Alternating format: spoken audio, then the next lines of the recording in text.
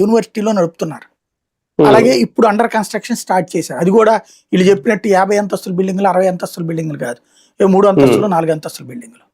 నోటి మాటల్లో ఒక భ్రమ కల్పించడం అనేది అద్భుతంగా చేస్తారు బాబు గారు. అవును, కానీ జగన్ టైంలో దాదాపు 900 పైగా కంపెనీలు మూతపడిపోయినాయి. ఈ అమర్ రాజా లూలు, ఈ ఫ్రాంక్లిన్ టెంపుల్టన్ ఇలాంటి అయితే వెనక్కి వెళ్ళిపోయినాయి అనేది కదా వీళ్ళు చెప్పేది. ఇంకా ఫ్రాంక్లిన్ టెంపుల్టన్ ఎక్కడేంటి, దేశం అంతా పోయింది. HSBC కూడా దేశం అంతా పోయింది, ప్రపంచం అంతా చుట్టేసుకుంది. అవి జగనే చుట్టేశాడేమో మరి. అదే సందర్భంలో అమర్ రాజా ఇప్పుడు తీసుకెళ్లి హైదరాబాద్ లో పెట్టింది, కరెక్ట్.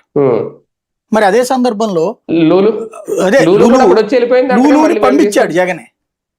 ఇప్పుడు ఆ లూలు వచ్చి ఏం చేయాలి, వాడికి ఇచ్చినటువంటి భూమి అంతా ఇప్పుడు మననే మాట్లాడుకుంటున్నాం. 5,000 కోట్ల భూమిని షాపింగ్ కాంప్లెక్స్ కోసం ఇస్తారా ఫ్రీగా? విజయవాడలోను విశాఖలో. అదే వాడు వచ్చి ఎంపీ కాలని. ఇప్పుడు డిమార్ట్లు ఇవన్నీ ఉండగా వాడు వచ్చి ఎంపీ కాలి అంటే దోచిపెట్టేదాన్ని ఆపాడు అతను.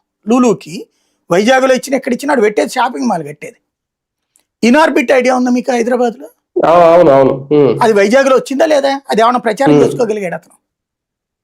ఇనార్బిట్ కన్స్ట్రక్షన్ అయింది కదా వైజాగ్ లో. లూలు అనేటటువంటి వాడు హైదరాబాద్ లోనేమో డబ్బులు పెట్టి కొనుక్కుంటాడు, అద్దెకి తీసుకుంటాడా? ఇక్కడ